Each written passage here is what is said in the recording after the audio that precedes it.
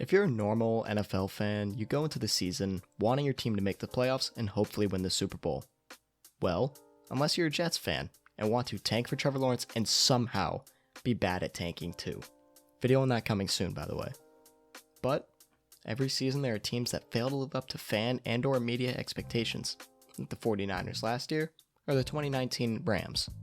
Whether it's due to injuries, coaching, whatever the reason may be, teams sometimes do not live up to the high expectations they are given, let everyone down, including themselves. And today, I'm going to talk about the 4 teams that I personally believe have fooled everyone into thinking they have a chance, but will fall short of their expectations.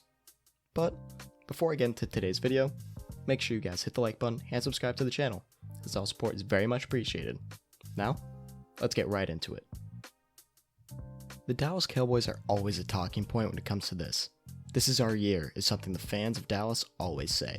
And since I've been an NFL fan, they've made the playoffs 2 times and are 1-2 in the 3 games they've played. So yeah, safe to say they can make this list every year, since every year is not their year.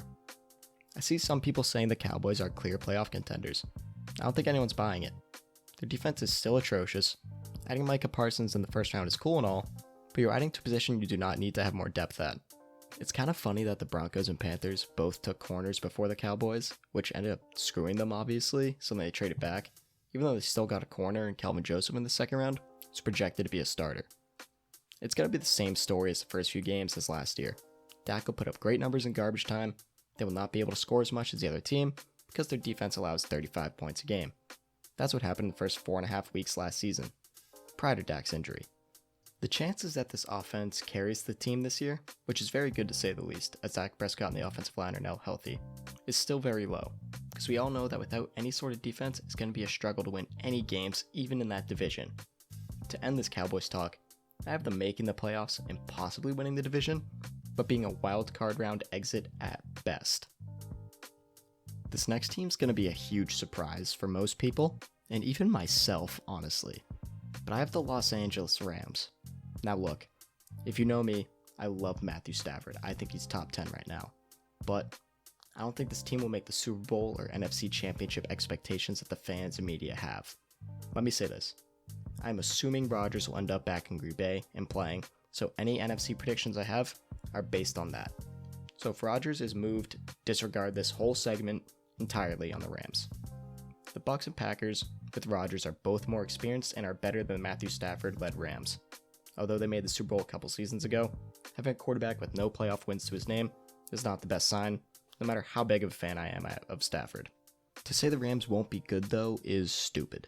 They have a lot going for them. Just look at their team. Kupp, Woods, Cam Akers, top 10 O-line, and a top 2 defense, and I don't think it's 2.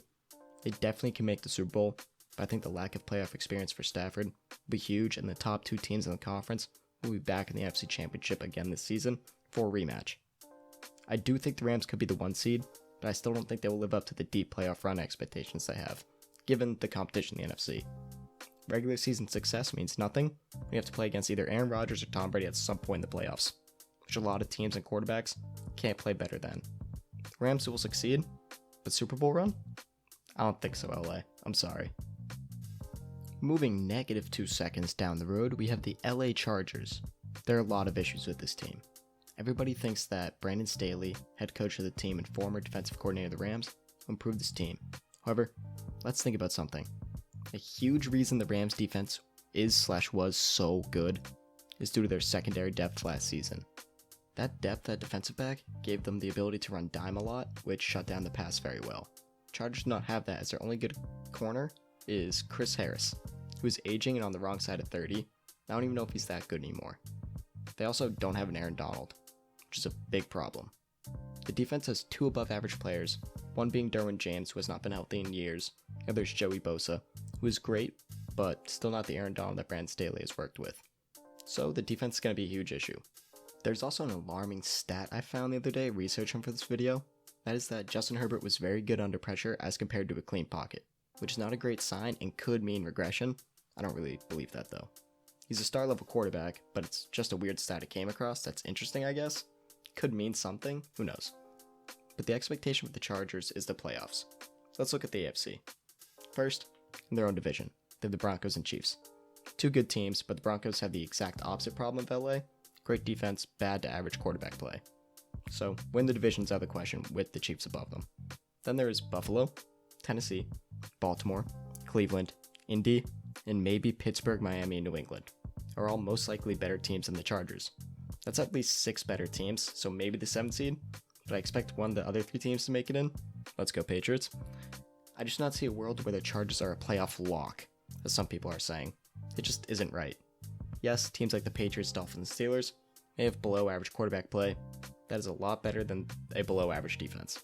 Just look at Drew Brees in those early 2010s with the Steelers.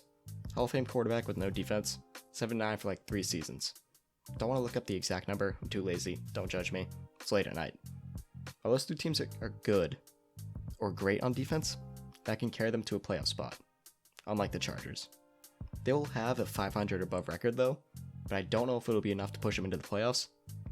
And even if they make it, they're not going to make it past, at best, the second round, because they could face a team that's very beatable in the first, but I just don't see them going far, or maybe even making the playoffs, to be honest. So far, throughout this video, there's been a trend. I love defense. I think it's the second most important part of football outside your quarterback, and that's why I'm going with the Tennessee Titans.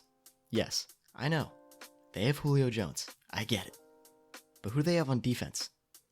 If you answer with nobody, you just answered the $1 million question. Good job. You can answer the obvious. Their offense is great, with guys like Ryan Tannehill, Derrick Henry, A.J. Brown, and Julio Jones, but on the defensive side of the ball, not a fan at all. Bud Dupree is overrated, let's get that out of the way, don't care what anyone says. He cannot benefit any more from playing alongside TJ Watt, which is not his fault, but he will show why he's not worth the contract this upcoming season. Even had a video about that, check that one out.